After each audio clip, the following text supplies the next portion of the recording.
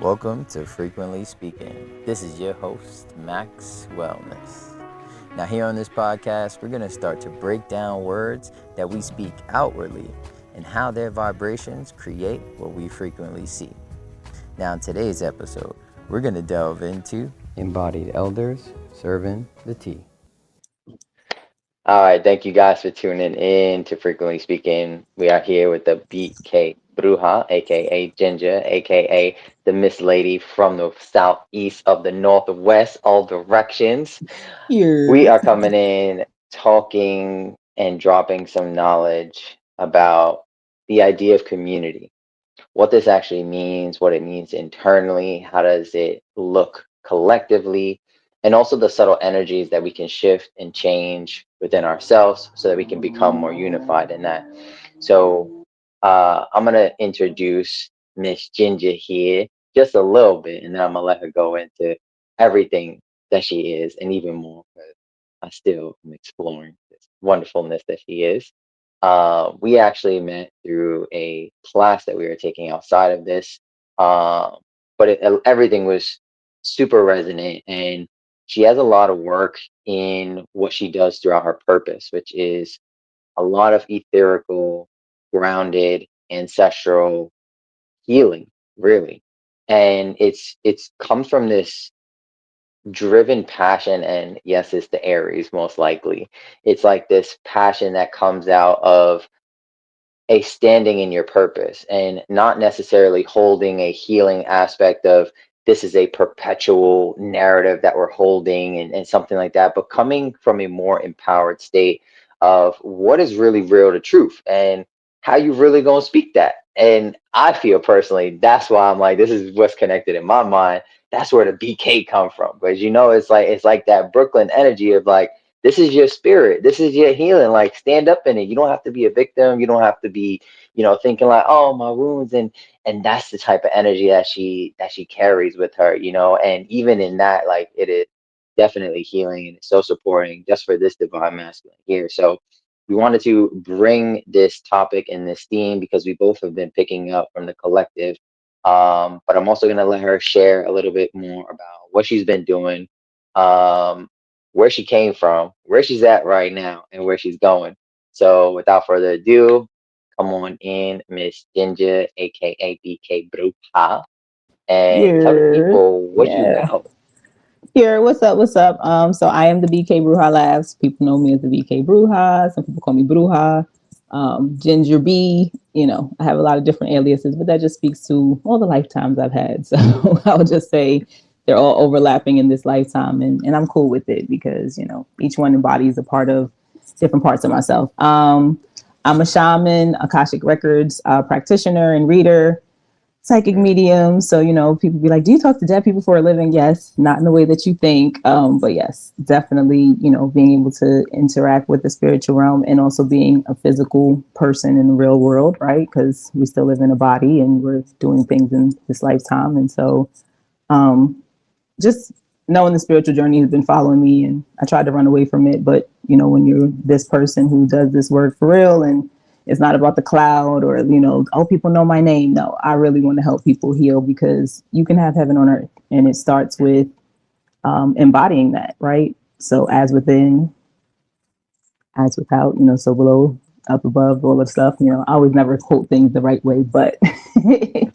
um, as above, so below. But it's like within you, you start with that first. And so I mm, think this is a timely conversation because of one, astrology showing things. You got so many different modalities that are possessing energy that's showing up to let us know the world is evolving, right? The world is mm, changing, and there are things that have to change with it. And we are part of that catalyst to do that work. So mhm, spot on with this conversation. So what I'm doing currently, what don't I have my hand in? Now, so you talked about the course that we met through. Doing a 12-week course, definitely learning about cryptocurrency investing and finances. And I think it's really important for entrepreneurs, especially as we move through these newer timelines and our economic structures are changing, right? Money is not going to be always the paper dollar. mhm, We're seeing that change in real time. And for anyone that doesn't have that knowledge or understand it, there's a possibility you're going to get lost. So being able to get that knowledge and educate myself so that I can now take that out to the community and share it. So that's one thing I'm doing. Helping faith-based organizations become established as non-for-profits, helping them maintain compliance and understanding how to utilize their non-for-profit status to really help the community in different ways. I'm also a reader. I do sessions with people, meditations, shadow work, cord cutting, going back into doing like past life regressions, Akashic Records. When you go into your records, that's a really, space where you can do generational healing, family healing, even things that may be plaguing you in this life right now that could be coming from energy you had from a past life that you just kept embodying and keep bringing with you. And so helping people to really release that and understand like some of your ailments in your body that's dis-ease. It's not always something when the doctors can't tell you what it is. It's sometimes energetically a disconnect somewhere, energetically something you're embodying or feeling that or lived experience that you haven't processed those emotions and they just sit in the body and create physical ailments. And so, people always think, oh, let me go to the doctor because it's something I'm eating. And sometimes you're not thinking about energetically because we're always picking up and giving energy. But that's me in a nutshell, I would say. I don't want to talk too much. Yeah, no, I love it. I love it because this speaks to everything that we're going to be talking about today.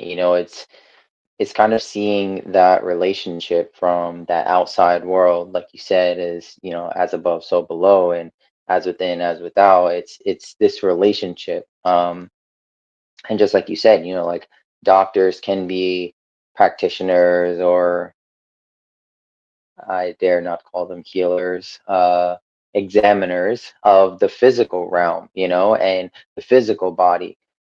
But that realization that, if we are only functioning out there and only functioning in that physical realm, then we're only speaking to that physical body. But it's like, where does that physical ailment or dis-ease manifest from? So I think now, just with our generation, with the time that, and I say generation in a sense of like generating times and where we're at right now, this new consciousness that's coming in and people that are receiving it on that subtle level, it is really asking us to go within and connect with source. Not to say, oh, I'm enlightened and I have this new state of being and I'm What do you transcendent mean? and You do 200 I'm hours on. of meditation on a rock with no noise, no nothing. Like that's part of it. I mean, Yeah, that's I mean, embodying I stuff, did that, but but that's cool. But what I'm saying is that aspect of how we think from, and this is going to go into the questions that I have for you, because you kind of touched on a little bit of everything that we did, and I'm starting to see this process of like, I want to broaden that spiral that's coming out, because it's we have a sense of thinking now that's like goal oriented. It's like, oh, I need to get from point A to point B, and then once I'm at point B, I get to point C, and then point C to point D, and we just keep going on, and we never think about that process. And that for me is like the somatic experience. It's shifting your mindset from a goal result or goal based thinking to a process based thinking, and allow ourselves to be with that process of how it comes out. But the only way that we can do that is if we slow down and we position ourselves and position our consciousness from inside so that we can witness the world that we're experiencing. And just like you said, this dichotomy of those two, it's really looking at communing with that unified self, whether you want to call it God, you want to call it source, Allah, the Tao, whatever it is. But that spirit that is within, that is exactly what we're seeing out in the community. So I wanted to start off by actually asking you this question that I've been asking myself. But you said something earlier, and also I think we had a conversation like a few days ago that you mentioned something, and I was like, oh, that's that question that you've been asking. So like, there's other people that's out there that's wondering this, and the right. answer's And the there somewhere. consciousness that is like literally a catalyst that people are waking up. And that's, I Hmm. feel like that was the whole reason of the rapture energy. That was like, everybody's like, oh, we're having this great rapture. Yeah, the rapture was to wake you up to this consciousness that you haven't been aware of Hmm. and you have been on autopilot on. So that Hmm. was that rapture energy to me. But yeah, keep going because I see where you're going with Yeah, that it's because, like that that lifting you alignment. out, and Mm-hmm. it's that Mm-hmm. picking you up. And this question is, it has to deal with something that is a little political, a little social, but I think personally it is much more spiritual than anything. And I wanted to know, I'm gonna just say it rawly. Do you think that you could have compassion for those in the world, whether you want to call them elites, you want to call them, the politicals, if you want to call them the Kabbalah, I mean, cabal, whatever you want to call them. Do you think that you have space or capacity in your person to hold compassion for those humans, like a Donald Trump or a Saddam Hussein or a Hitler, Do you think that you have that capacity, or do you believe that you have that capacity? Boy, talk about straight up no chasers, like bang bang out the gate. Like Nah, really? yeah, we straight shots. Everything neat over here.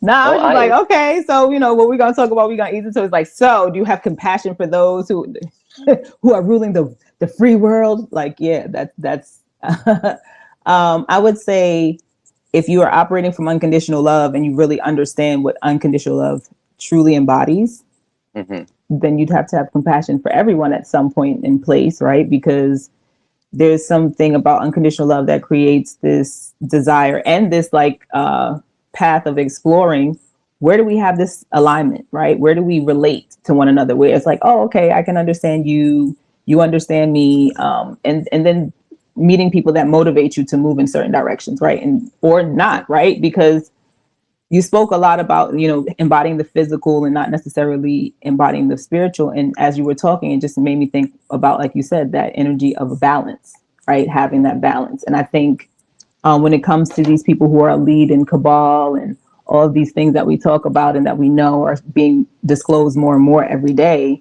um, can you have compassion for people like that, right? Because Hmm. at the end of the day, if they didn't come with some type of chaos, would you have grown? Would you be aware of what we're aware of now? Like, I Hmm. think everything has a role, and it plays a role in how we develop as a society, as an earth school, Hmm. embodying, the different um, lifetimes and timelines we've had. And I think in order for new things to show up, you can't, build on top of something that's already been there, that we already have had it's run its course, right? I mean, if you like spaghetti and meatballs, cool. But if you eat spaghetti and meatballs for 2 months, eventually you're going to get tired of it, right? You're going to want something else. Hmm. And so with that, excuse me, wow, what I'm about to say. Hmm. With that, Yeah. they're trying to stop me from saying what I'm saying. Open it up. Open it up. Wait, that's crazy. Drop it. Drop it. So it's funny how that happened. And I'm going to say, I'm going to rephrase it, because it was like something did not want me to say what I was about to say. Hmm. And I think it's because it's going to break so many people's mindsets, because, you know, mental enslavement is real. Hmm. And for people to wake up and understand that it starts with what's in your mind, Hmm. you can create your autonomy on the earth. Hmm. But it really tried to stop me from saying it. It's like something really just tried to choke me up. And I'm like, oh, okay. But to have compassion for people that create chaos, think about the people in your life that you may have had, chaotic moments with. In that Hmm. moment of whatever you were arguing about, in those present moments, it's like, yeah, we're so mad at each other, right? But then time passes and it becomes something that's a memory in your past. Hmm. And the only thing that it is a memory. It's Hmm. not something that you're going to embody again. Even if you met that person, I'm at the same place again, it's never going to embody the same exact experience you had the first time. Right. So, when that being said, we have to understand present moments. Like when people be like, just focus on the present moment. That makes so much sense now that I've done work to like really embody that consciousness. Hmm. But when you're living in spaces where you're institutionalized from a child all the way through in an education system that allows you to have imagination up to a certain point and then tries to like deter you from that, and really cultivate you into being a person who follows rules and follow society's Hmm. norms, right? Where do you become free and being able to pursue your own And that's one of the amendments, right? In the Constitution is like the life and liberty, pursuit of happiness, right? An inalienable Mm-hmm. right to pursue what makes me happy, what makes me feel like I'm living life. And as long as it doesn't bother what you're doing, Max, in your house and what you're doing with your family, I can continue to pursue that freely. Mm-hmm. But then you have these people, like you said, this cabal, this energy of control and needing to quantify everything and needing to be able to explain the unexplainable. Right.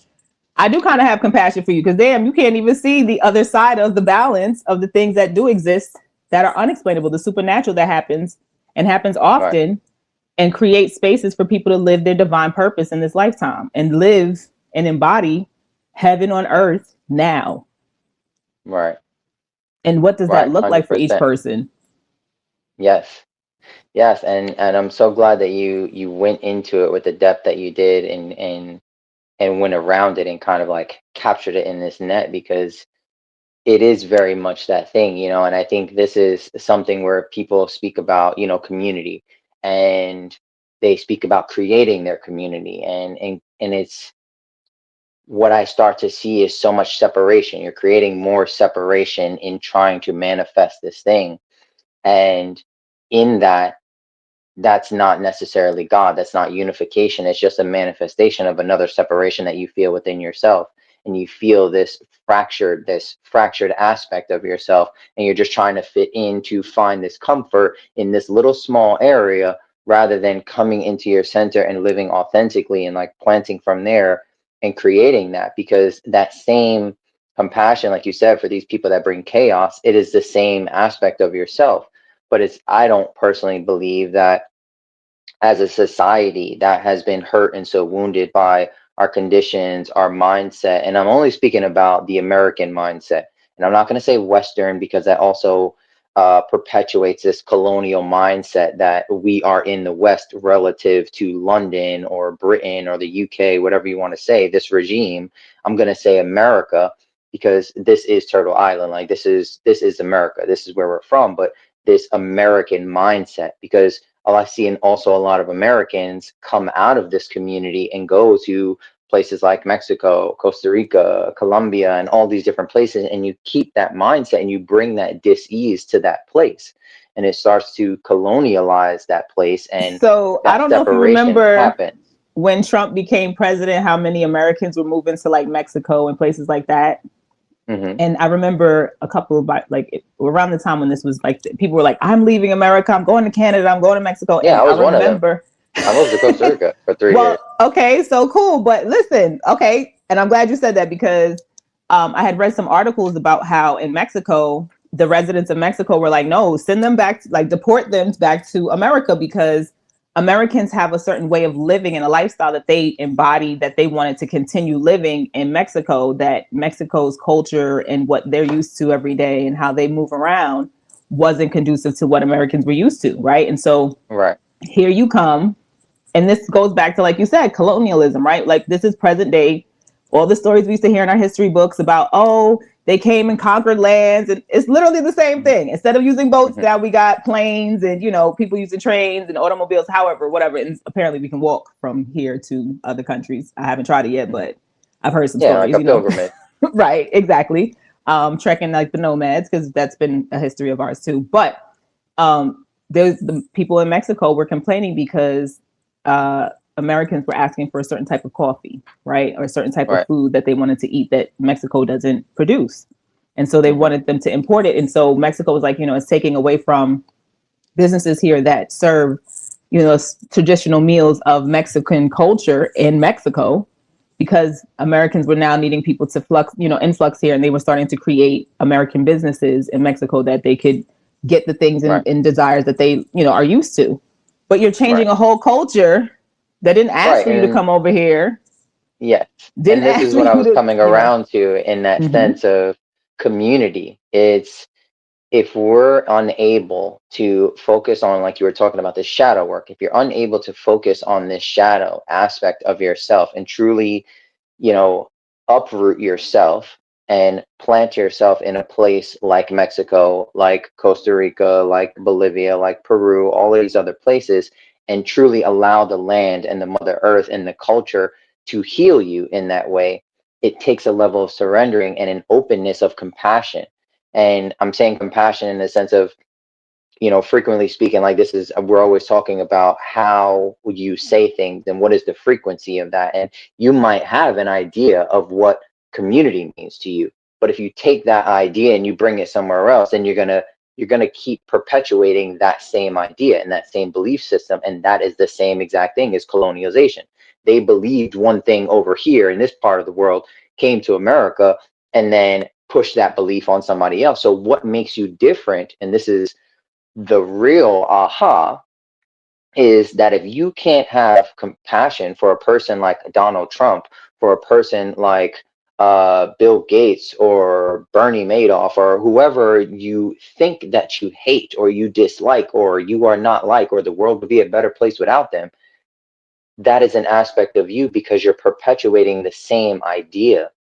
You're doing the same colonialization thing without opening yourself. And in the sense of the definition of compassion, meaning be in suffering with, it's that release and that openness to something new. If you move to this other country or move to this other community, it's up to you to become one with it, not allow that, or not even allow, not force your narrative on that community and that But culture to that bend to goes back your to America. comfort. Yeah, but that goes back to Right. what America does. I mean, at the end of the day, America has gone into other countries. It's like, hey, I don't like the way your living room set up, right? Like, oh, Arabia, Israel or wherever you go. I don't want to get too political into this, but it's like anywhere that America has gone um, and basically invested, quote unquote, invested in. There's this Mm-hmm. energy of changing the nationality and the culture of that place to make it more conducive, or like I said, quantifiable Mm-hmm. to standards that America's used to, right? Right. And that goes It's back about to, comfort. right, but that comfort comes from needing ultimate total control. Right. But the And reality yeah, is, beautiful that you said that, because when mm-hmm, I think that's the part when we are lacking that compassion, this is always an invitation. When I always see somebody that I'm like, yo, like I want to knock your head off, like I want to reach into your chest and pull your soul out. I'm like, this is an invitation, because what is it inside of me that is trying to control this, that is trying to control this narrative and have comfort that I feel unsafe? Because if we really look at it, at all of these dictators, Trump and Saddam Hussein and Hitler, all these people that we think may be bad, if we truly look at them compassionately, and if it was just us in a room and there was no other society around, this is just a person that's hurt, that is unsafe. And that's that part of community that I feel like keeps creating that separation.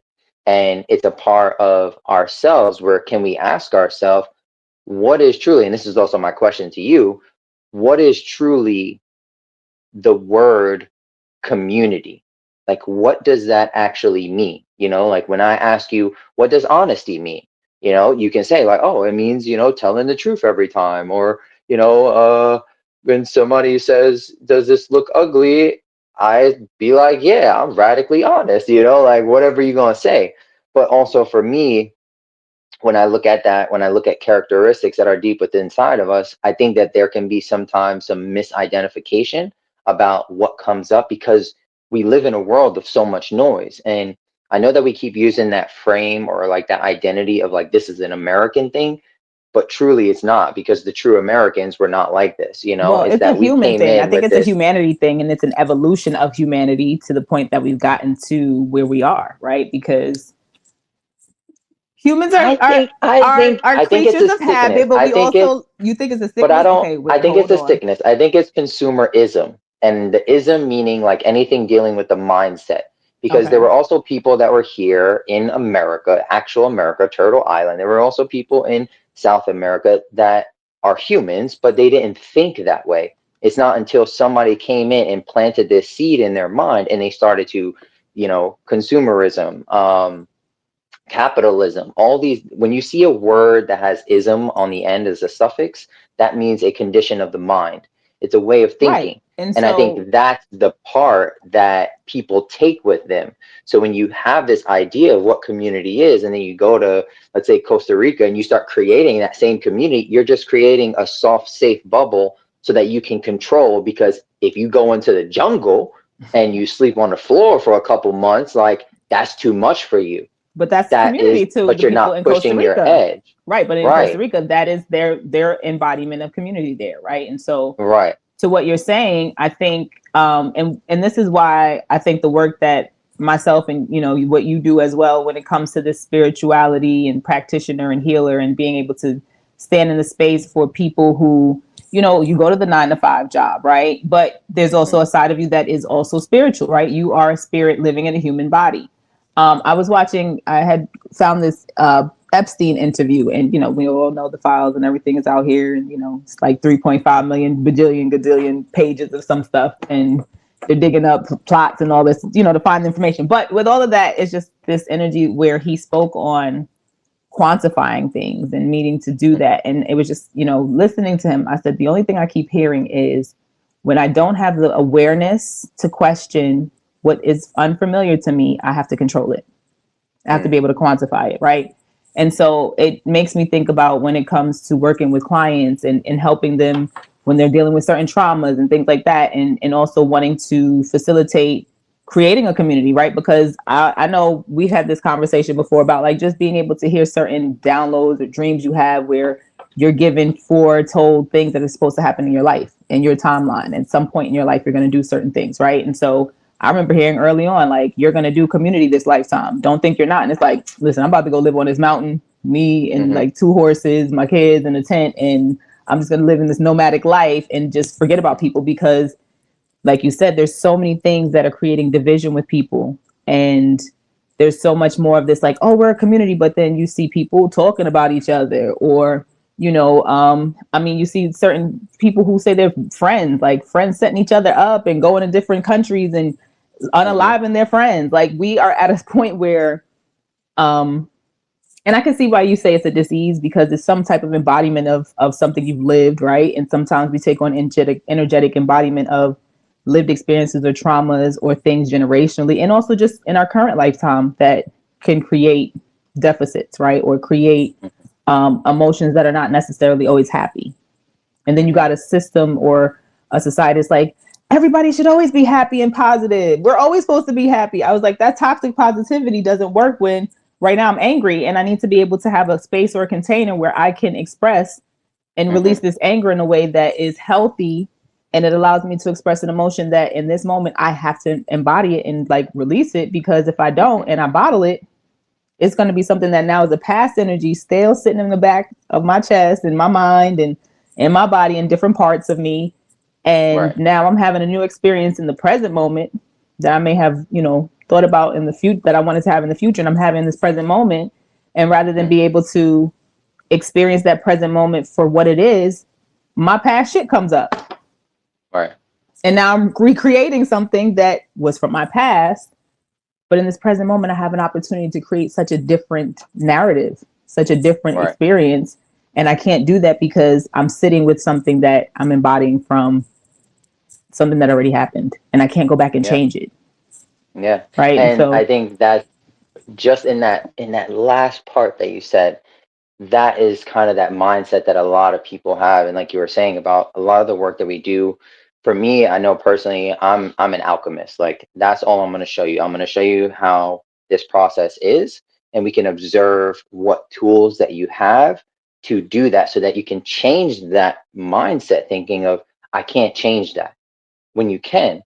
In a way, in somatics, right? Like somatics is dealing with the emotional body, the soma. And when you tap into that body, it's about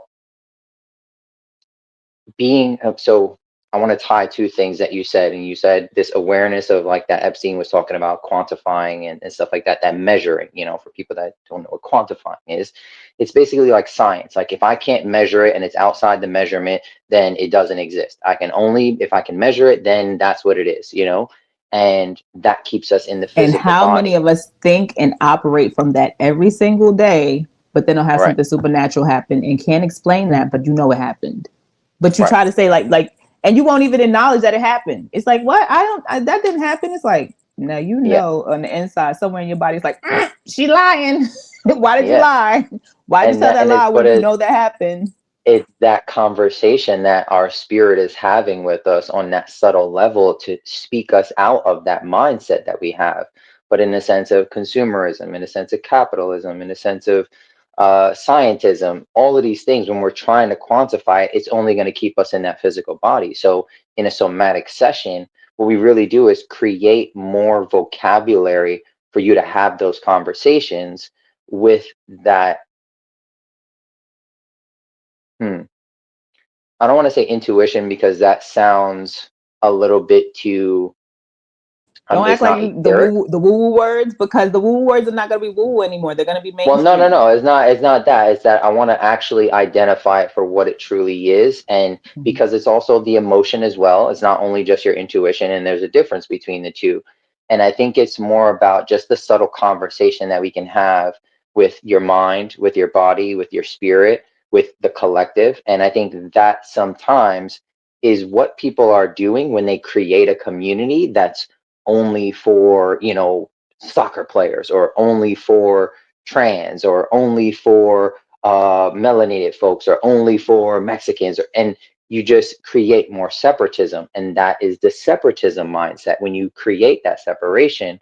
But just to speak to what you said about going back onto that mountain, right? Because I was definitely that dude, but I also found community there. I was staying with an indigenous family for a whole year on top of a mountain. I also stayed in a little house, in a little hut by myself for a whole year. So it's experiencing though that dichotomy and that other side, so that you can feel what it feels like to be the other, and you can transmute and leverage that energy, because that mindset that people have is that when they feel that emotion come up, their natural instinct is to like push it down because I can't speak this language. So that language just goes down. And that's how we get diseases, of the pancreas, of the liver, all of these things that we practice in traditional Chinese medicine to give you out those, to speak those things. And like you said, acknowledgement is a huge one, because that acknowledgement is something. I was just having this conversation the other day with a really good friend of mine out in Costa Rica about, and this ties into that awareness that people are in this separatism mindset, or even like reductionism. You go to Karl Marx and all of these, it's a way of thinking, but this acknowledgement lives outside of that. And then there's also another aspect over here, which is presence. And I think personally, healing is presence, because it's like if you walk in, and this is an example for anybody that's listening, anybody that's watching this, take this as a practical thing. When you walk in your house, see how many things you are aware of. You're aware that you didn't sweep under that bookcase for, a couple months. You're aware that, you should be watering your plants. You're aware that you shouldn't, your books aren't organized. You're aware that you can be aware of a lot of things, but do we give it the actual presence that it needs to harmonize it?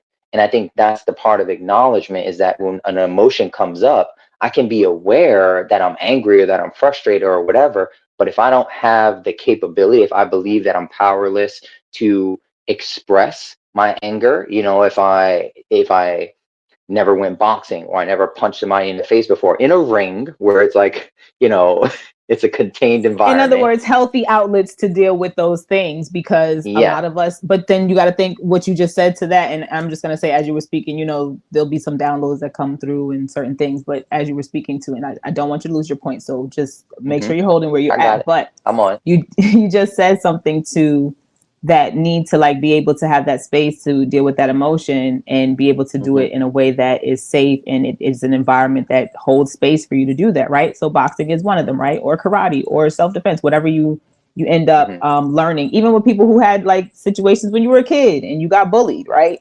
Hmm. You become an adult, that 7-year-old you that got bullied is still in within you, right? That energy still is embodied within you. And so when you show And up it's as trying this to protect 37 itself. year old man, Hmm.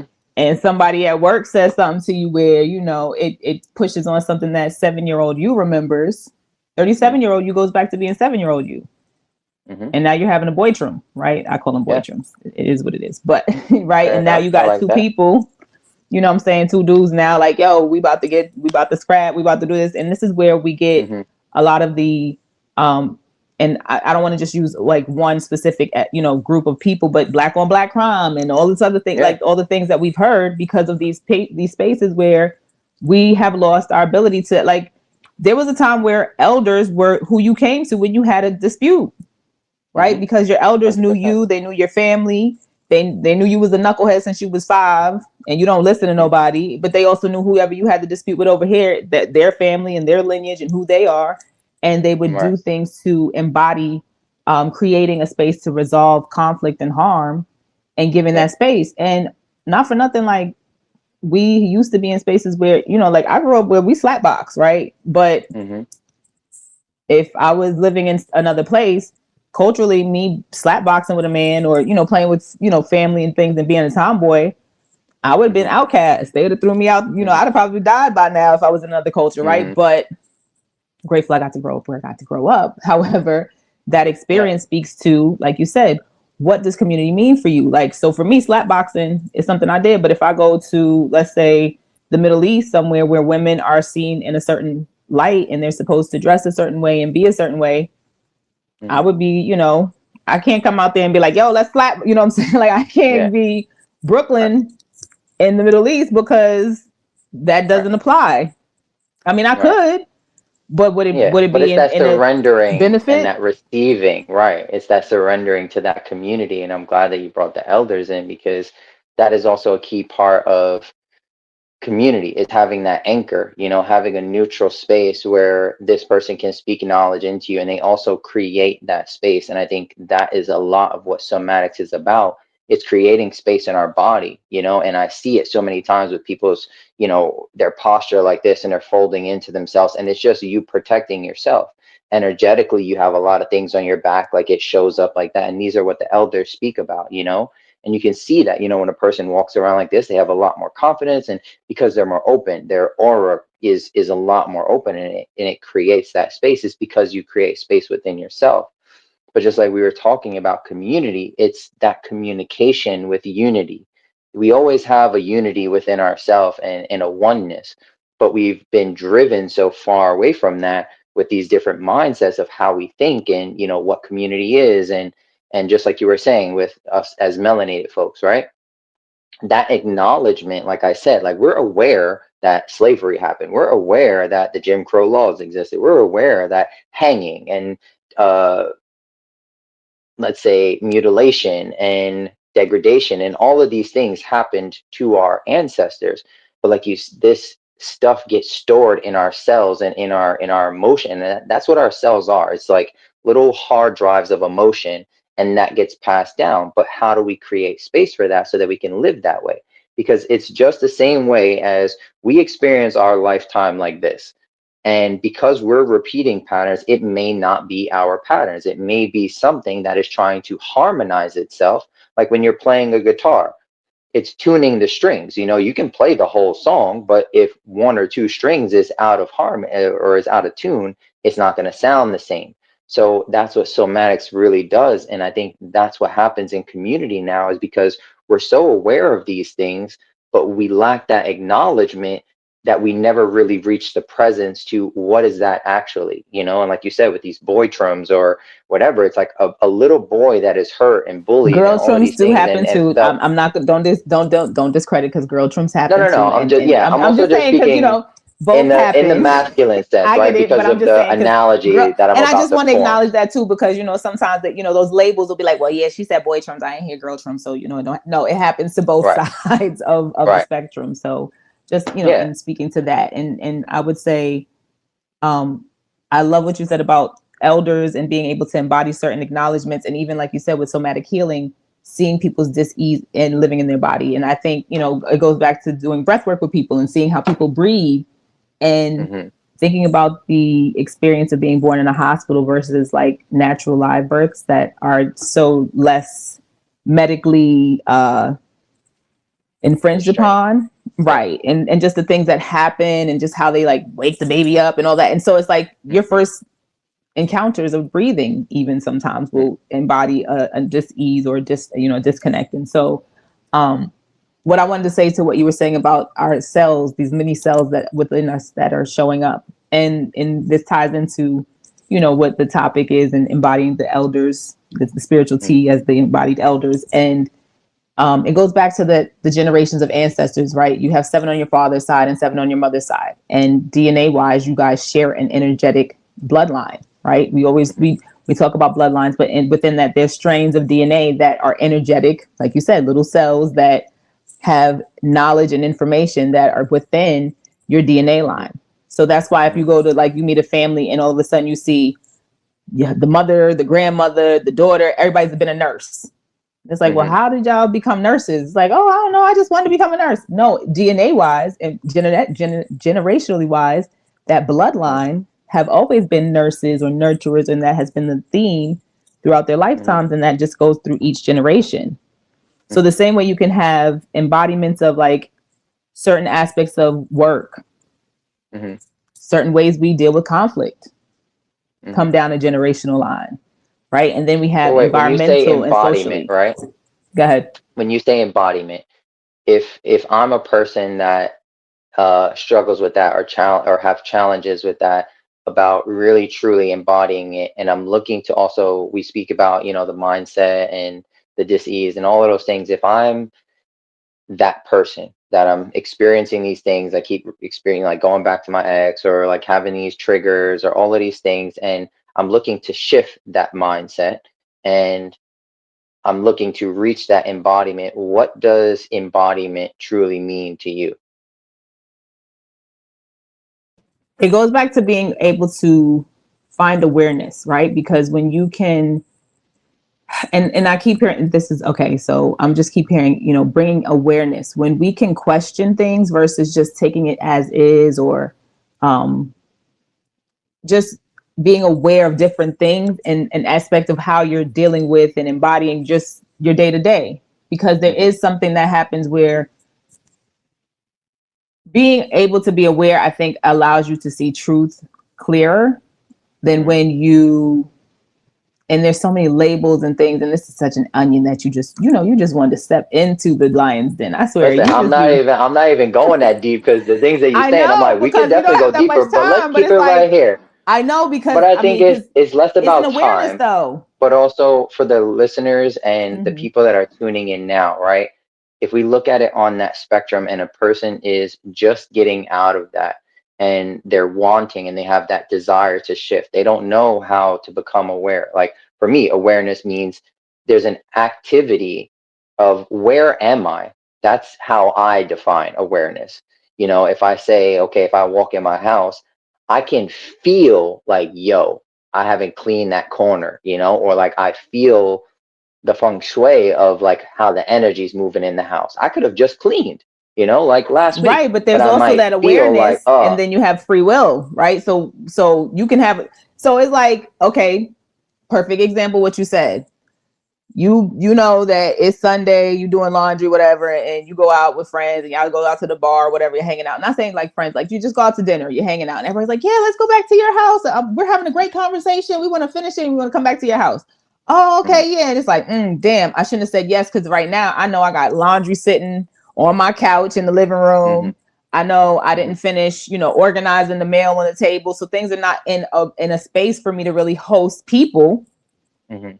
But because of sometimes ego, or sometimes our free will, Right. or sometimes, oh, well, your house is always the spot we go to, like, right, the Do you think pride or that's free whatever. will though? What do you mean? Like, so when I think of free will, I think of those as like higher faculties, like giving yourself permission to create something, or willing something into existence, like that capacity or that freedom. What I hear what you're saying is like, sometimes, most times, when I walk into somebody's house and they're like, oh, don't mind this, or oh, that's a mess, or, and there is that awareness of it, but then there's that lack of presence, that I feel is like, I hear the same conversations when somebody comes into a session and we go deeper into, into their body, into their past, into certain things that are living presently. And they're like, oh, yeah. And then they kind of like shy away from it. So I think that is kind of what's speaking to this person, that if I don't feel allowed or safe or secure in my own body, then I can't even reach embodiment. So I don't, are kind of like powerless to have that free will, because now you're just speaking those things of like, oh, like, don't mind this, or oh, my house is a mess. And it's like, that's not really acknowledging it. If I But really that's still a felt free will choice, okay, because you have the awareness of it. You are aware that you right. had laundry on your table and all this stuff wasn't done. So you could have said, So I actually, think it's guys, you that know free what? will It's a to free will to make shift a to giving it decision to say presence, to yes or say, no. hey, Yeah. right, right. And then And you I got to think think that's the about part.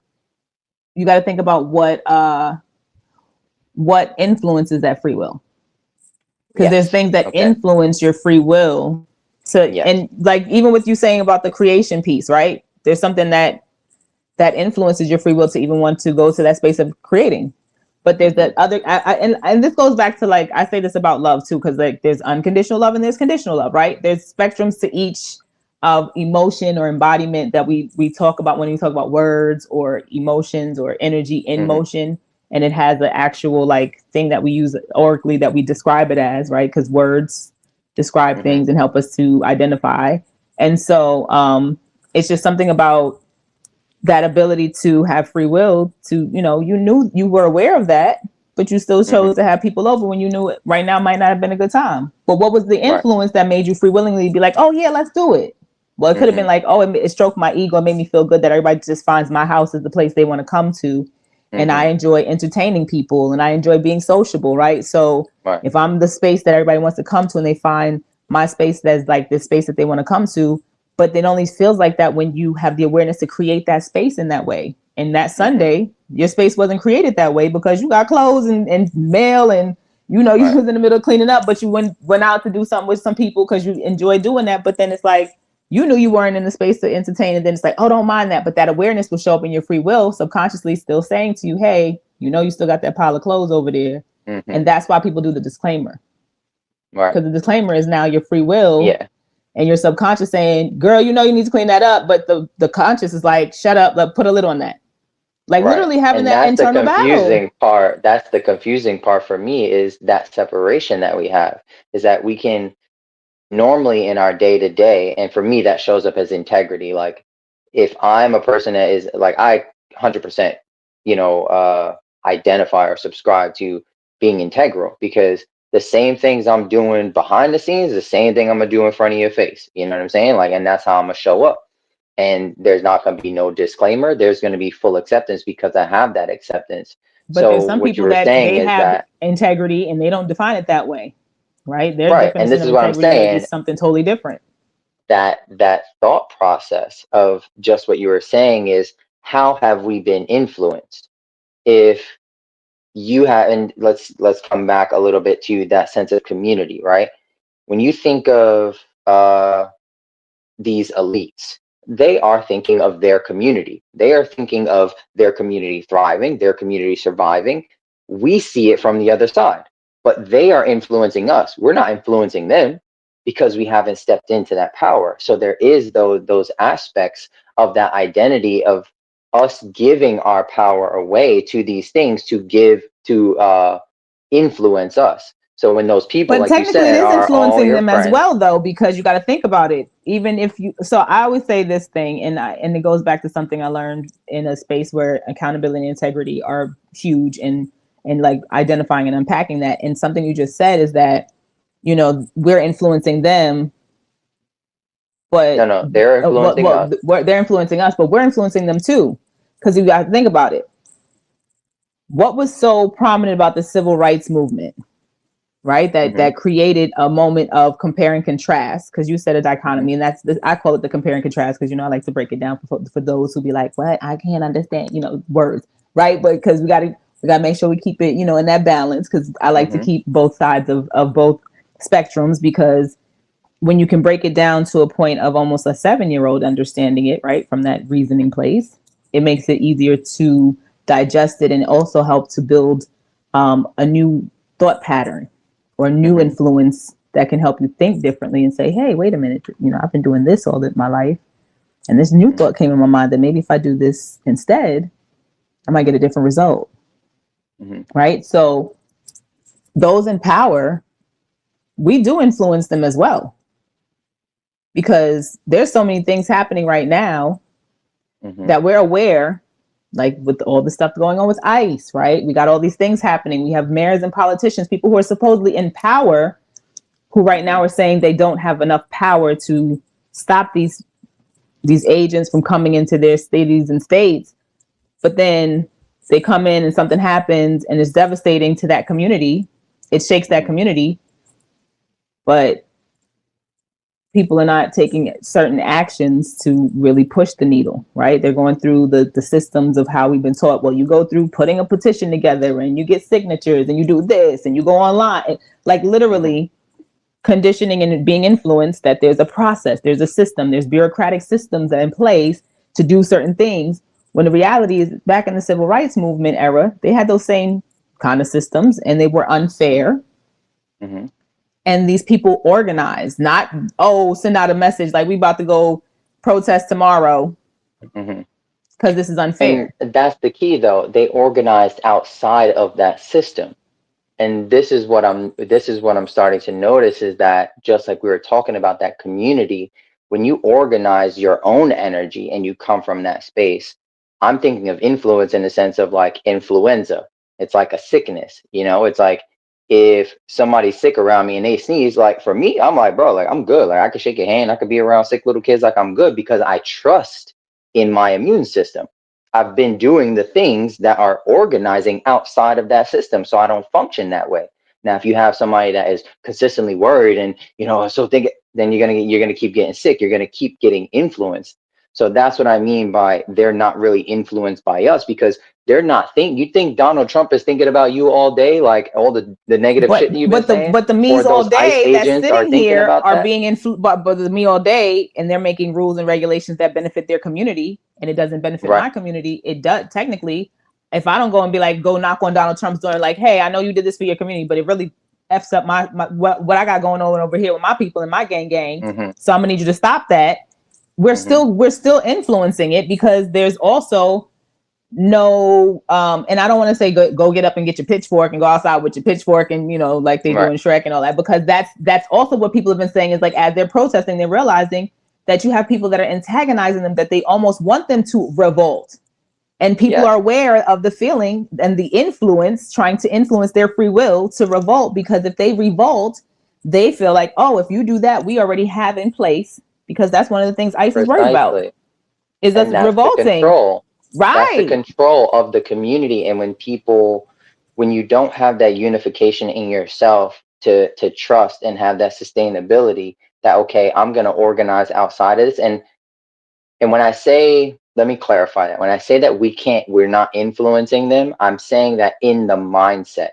If a person over here is talking about politics, talking about Donald Trump, talking about ICE, talking about Osama bin Laden, whoever, it doesn't matter. You're holding on to that somatic experience. You're holding But you're on to also that anger and perpetuating that the energy upset. of other people who also hold that same vibration. And what happens when you put a energy kind of together in the same space? It does kind Right. of vibrate at a little It bit of a higher starts to frequency. it starts to bubble in that way, but you're maintaining that same frequency. When I'm frustrated or I'm angry, then I'm unifying in a protest to do all of these things, but you're just expressing yourself emotionally.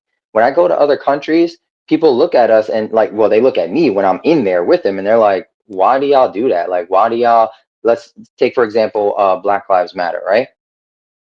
This whole movement, it was a container, and this is what I'm talking about in a sense of community.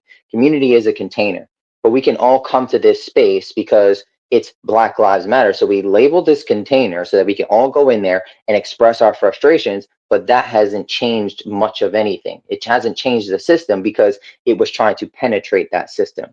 But in a sense of like the Black Panthers, right? They organized outside of that system. That's why it was there was so much energy to dismantle that, just like the same way it was with the Black home and the melanated home way back when, is because when you dismantle that container, now the melanated folks don't have a community and a container to value family, to value togetherness, to be unified as one, because there is power in that. So that same influence is that you're holding on to these emotions, but these ICE agents, these politicians, these elites, they're not thinking of you. So their mindset is not changing. they're going to keep pushing that narrative, and we're just here creating these false communities, which is just more separation and is perpetuating that. So I say that to say that within your own body, it's an invitation to you to say, okay, this happened in the melanated community. They're killing our folks. They're doing this. There's drugs. There's gun violence. Police violence. Okay, what can we actually do? Let me feel that anger, feel that frustration, feel that powerlessness, and how can I shift that? What is on the other side? Where can I uproot myself, like from that American mindset, like we were talking about, and place myself in Costa Rica or on the other side of the world to really receive that healing?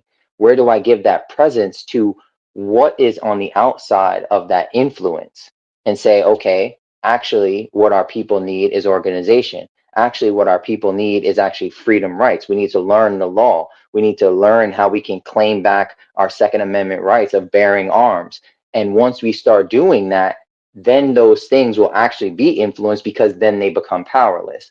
They can't take away those things from you because you have learned. And it's not just about, like you were saying, with this trigger, right? Like somebody says something to you, or that little boy trum or girl trum comes out. That's not personally me. That doesn't really have room, or is not really effective in a community when we're trying to create a community, because it's only perpetuating that conflict. And yes, conflict can lead to growth and all of those other things, but to have a sustainable community that lasts throughout time, like generations, that's again coming back to the elders, is that they, like, you rarely ever see an elder like flare up and be like, oh, don't you be fucking doing that. They might come at you and be like, don't No, be because running in a house or no, whatever. because now you got grandmothers that want to sit on their porch and read a magazine, but because of gentrification and neighborhoods changing, I mean, I saw a video. It was a YouTube video or a TikTok, one of them, and the lady's sitting on her porch reading her magazine, and all you hear is pop, pop, pop, and you see these kids running from across the way over the gate, jumping over the gate, coming towards where she's at, and she's like jumping up to run in her house. Right? We don't even have our community space where we even understood the circle of life. Speaking of which, I just seen The Lion King on Broadway. By the way, it is amazing. I don't know why I waited so long to see it on Broadway, but it's just one of the best ones. If you go to New York and you can go to see The Lion King on Broadway. And listen, they owe me right now. They're gonna owe me some sponsorships later. But anyway, just to say that circle of life energy is needed to understand and remember that. And so I like something that you said, and you said something about unity within the community. It has to start within, right? If you can't even be honest with yourself about what you're aware of, what you're allowing to influence your awareness to either stand in accountability or not, stand in integrity or not, whether someone is calling you out in it, or if you're in the dark by yourself and you don't think nobody can see you other than Jesus and your ancestors and whatever souls and spirits that are supernaturally around you, even though if you are in a space where most people think logically, like that doesn't exist. Okay. So whatever a person believes, if you like it, I love it for you. But I just know some things that are different, and I got receipts, books, and research and scientific stuff. Even if you need that tangible ability to like see it. But again, it goes back to right now, community is not community. And I think that awareness to understand and acknowledge, we have gotten away from what a community is really to embody and what it looks like. And the definition of community is really a false sense of community. Like we speak about it. And I'm big on, if I'm going to talk it, I'm going to walk it. But I'm starting to realize in certain patterns I've been learning from the time I was 8 years old that some people will say one thing. It's like people that be like, don't smoke cigarettes, kids. It'll kill you. And then you see them in the back of the school puffing a bogey. Right. And that that tripped me out, because it was like this teacher telling me, yeah, he does all these things, and he's athletic, and he's the gym teacher, and I thought he was just so cute, and oh, he's so athletic and physical, and he's like, yeah, never smoke cigarettes and don't do this, and I'm like, yeah, I'm like, this is great, and I found something that I felt like I resonated with him, and it's like, yeah, I think about what he's doing, and I want to embody that same kind of mindset so I can live long. Go out in the parking lot, and my little 9-year-old self see him smoking a cigarette. The same person who told me don't smoke a cigarette, and it's like, that had an influence on my awareness. The key that you said was the elders being the anchor. And in this generation now, we don't have that. And when I always think of community, I always think of like, I'm a very big like sacred geometry person. And when I think about a sphere, it always has a center mass. And that is the anchor point, you know, whether we're having a conversation, whether we're starting a movement, whether I'm starting a business, like what is the intentional anchor? And I think that is also another invitation for ourselves is if you feel challenged or you feel like it's difficult to, if this is your heart space, right? And this is the center of your sphere, and you feel like you're always up here and you're always on the outside, you're always protecting, and you really can't just like settle out of the noise and come into there. That is the question for yourself is like, how do I commune with that unity within? How do I come into my center and put an anchor? And if you're a tangible person, like name it, you know, name it. What is it? Is it honesty? Is it integrity? Is it creativity? Is it movement? Is it whatever? But allow yourself that, how can I put that together? Find that embodied elder within yourself in a way. And if we don't have that in our community and we're seeing that we don't have it, become Embody the that. elders in the current space. Did you just say that, like embody the elders for the T in this lifetime? Oh, okay, because I'm just saying Precisely. the word play on what you just Yeah. said in the title is just Yeah. Because a if you bow. have, if you, and this is what I mean in the sense of that dichotomy or that balance, that seeing without, see within. If I see that we don't have elders outside, I'm going to become that. If I step into a space, like I'll give you an example, right? I just started a new location for at this company, right? I stepped in exactly how I am and I'm moving in clarity. Now I'm noticing that the environment does not have clarity. Do I look at that and allow it to influence me and start to become unclear? No. I But don't you like to could be though. in But you confusion. I could though, could, but my because there's things that could be willpower does influencing not. you, right? But there's Right, things that but could be my influencing willpower you, doesn't allow that because I know my anchor. And right? that's the part of, I'm not just aware that I'm being clear, like I'm saying exactly what I'm saying to you. Mm-hmm. But if you're starting to notice that the conversations you're having with people, they just do whatever the fuck they want, or you're speaking to a person and they're so charged that they're not really listening to you, that's the level of like presence that is reflecting the level of presence that you have. But So this is what I but if mean you're in not that sense aware of that it's a but community. if but what if you're not aware that it's reflecting that, right? Because there's people walking around who are just going through their day to day and just trying to make it to get by for the next day, right? You can't Right. even And see this is that that. conversation. This is that conversation that Yes. now that you listen to this and you got to this point, you have the awareness. You now have the awareness to choose next time you step into a conversation or next time you step into a room or a space to say, oh, this ain't this. I can either say this is not really aligned with me and shift it and harmonize it, or just say I'm gonna keep being who I am because maybe you're the light that has to be in that dark room, you know? See, now you got to be careful though, because there's some people out here who have not done any shadow work and they still operate from that ego, and they're like, "I'm gonna just be who I am, and I'm gonna show up." And it's like, you about to get your ass beat because I'm gonna need you For to those people, understand. y'all need to Right? be I'm gonna just say, give the reaching out disclaimer to on both. us. But that's the part. If you think that's your shadow work and you have trouble having holding accountability to yourself and really owning that and drinking your own medicine and sipping your own tea to be like, oh, it's that person. That person's confusing. That person's a narcissist. That person is this, that. Sip that own tea and be like, ooh, actually, maybe I'm the narcissist. Ooh, actually, maybe I'm the confusing one. Ooh, maybe I'm the triggered one or the angry one. Take that first, see how it tastes in your body, sort that out, and then give it back out to that person. And that's how communities used to be run, you know, in a tribe. That's how we used to So function. something you just said, and I got this download just now because you said something, and I think that's another part of what is missing from communities and why our communities are kind of disconnected in the ways that they're trying to create that. Because although we don't want to create labels to um, separate and like create these different divisions of groups, it's kind of necessary in order for you to understand yourself in some ways to group with those whose energy is in alignment to yours. And I say that Mm, with a grain of salt because you still have to have and embody some discernment to understand what that looks like for you based on where you are in 100%. your journey, right? Because 100%. if you're And that's not a even deeper healed. conversation. Oh yeah, That's a deeper but due to conversation to time like fine constraints, tune it. Right, right? right, right. But due to time constraints, and I think, you know, just to wrap this into the point of what we started talking about, is like, what is community right now for the present moment? And I think the Mm-hmm, most important thing that I would want people to take away from this is to be aware that we don't have the community that we talk about. We do not embody it, and we don't walk it the way that we talk it. And I think when mm-hmm, we can come to that awareness, and that's why they probably was trying to choke me up before, because to say these things is going to put, like, it's literally going to be like fireworks, pew pew pew pew, like people's brains is going to be like popcorn in mm-hmm. a pot.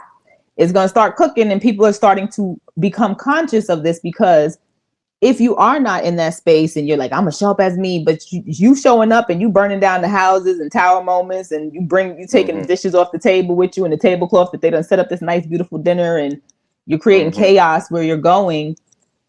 Maybe that is part of what the community does have to get back to, is finding those spiritual people, those real healers, those people who do this work not for clout, not for the Mm-hmm. bread, not for they know my name, but really are genuinely seeing that cultivating community does need a nurturing, balanced ability to even have space just held for you. Like someone that can just hold space from a non egotistical place, no judgment, and go Mm-hmm. through showing you different modalities and techniques that create structures for you to start doing this work, and releasing certain energies, and transmuting certain energies, and incorporating certain things, and even just changing the direction of how you move in your day to day, to be Right. conscious and aware of where your free will is being influenced daily, to Mm-hmm. be out of alignment, right? To be out Mm-hmm. of sync with who you are and what your purpose is, or what you're passionate about, or what you want to create, or even just embodying some of the higher vibrational frequencies that are now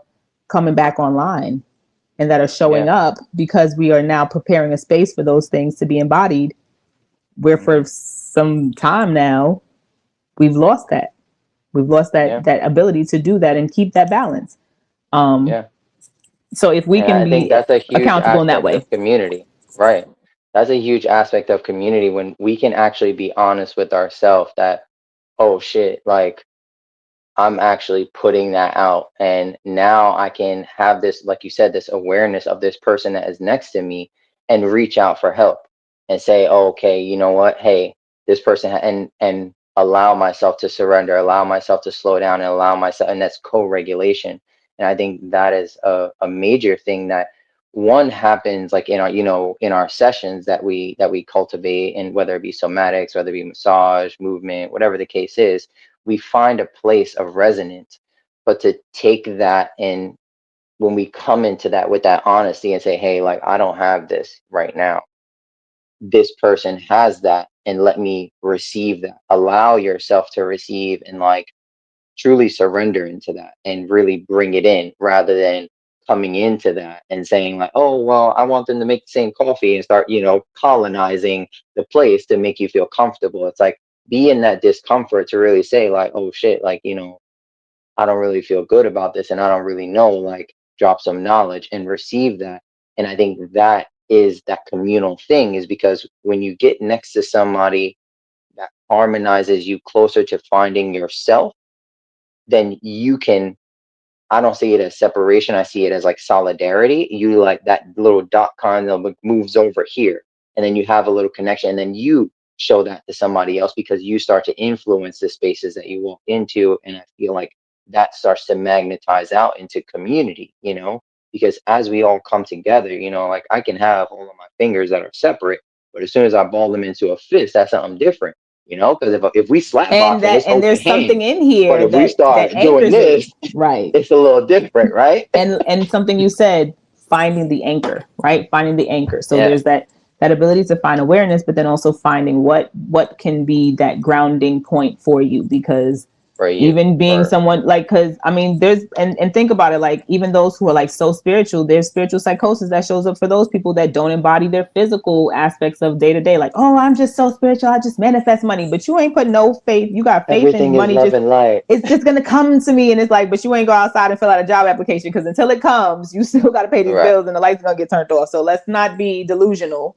Let's right. let's have some like discernment here and understand that there has to be a balance. And then you have those who don't want to do anything spiritually, and then that's like you're constantly operating from physical ego, do, and y'all putting so Mm-hmm. much wear and tear on your body. It's like I met 16-year-olds that look like they're 25 because they got a Mm-hmm. baby, they working 2 jobs, they trying to graduate and get. It's like, well, damn, why would you put that on yourself? But what they're being shown, what is being modeled in the communities that they're a part of, is Mm-hmm. this is the circle of their life, right? But that wasn't always the case.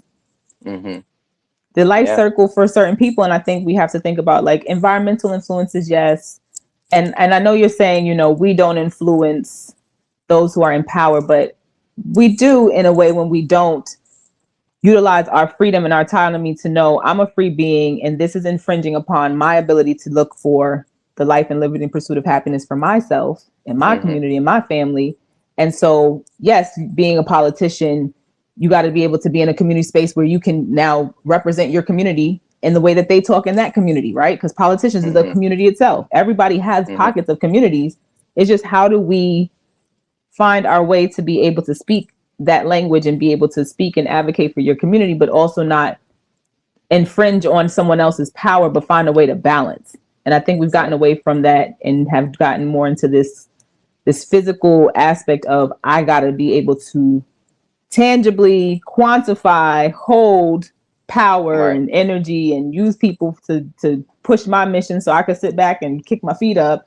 But the reality is eventually you're going to want something else, right? When Yeah. that's been kind of done and it's run its course, you're going to want something else, but you can't always use other people's energy for that. Eventually you got to understand you got to move the needle. Right. So Yeah. I And I think, think what you speak to is the culture of the right. community. It's kind of like as if your body was the community. What is actually your culture? What is the spirit that animates it? And I think that is exactly what you're speaking to is how do we influence that from within ourselves? How do we shift the culture by shifting our own culture and targeting our core and saying, okay, this is how I'm moving. You could say, oh, I'm moving from a heart space and everything is love. And like, love looks very different, but when do we actually distill what does that mean? Because if you grew up in a hard home or a hard community, then you're going to love hard. And there's nothing wrong with that.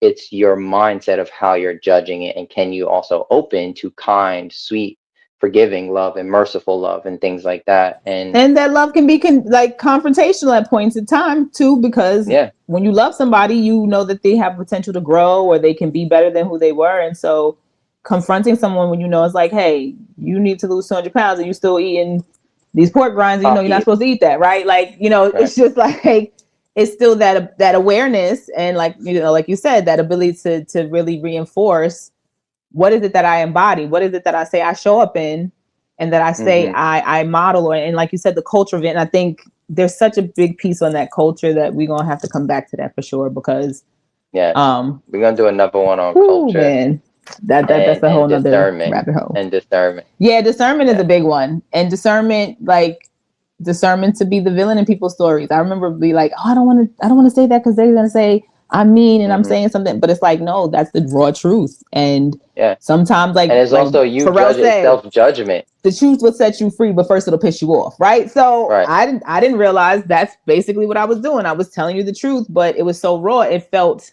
like abrasive, but it was like, but it's the truth. Right.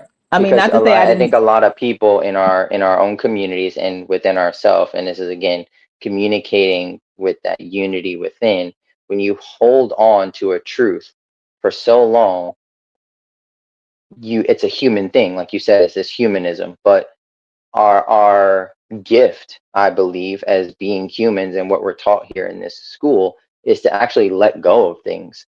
It's not about putting more in and reinforcing that truth because then you're never changing. So when that person comes and tells you another truth and you take it offensively, and you're like, well, that's not my community, that's not how I see it, and that's not, then you're just pushing your narrative. Like, can you soften, can you open up and say, wow, okay. And again, not going deeply into discernment, but saying, okay, you know, maybe actually, sacrificing babies and drinking blood is not really aligned with me, and that's not really my community or my I culture. know I don't you want did to do not just that. say that You when know? we have been on here for an hour. Now you just went down a whole nother rabbit hole, and I'm not going No, down no, there no. I'm today. just I'm To just be tapping, but continued. that's the discernment. So I'm just saying that for the people that are here listening and wondering about how can you create, how can you influence, how can you become a better community to start to receive that and also commune with that in a sense. Ask yourself, what is that anchored, embodied elder within? And also, how are you softening and how are you opening to the world that is around you so that you can become a part of it? How are you becoming more aware? How are you giving presence? Are you being present with yourself? Are you being honest with yourself? You know, and these are just some questions that I feel like this conversation, and we speak about it and we go into these depths about it.